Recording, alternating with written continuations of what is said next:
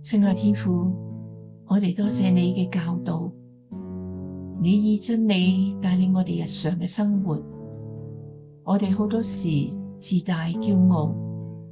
以為自己嘅諗法意見比其他人優勝，唔接受其他人嘅睇法同埋意見。求主提醒我哋，主你會按公平引領謙卑人，將佢哋應該行嘅道路教導佢哋行走喺其中。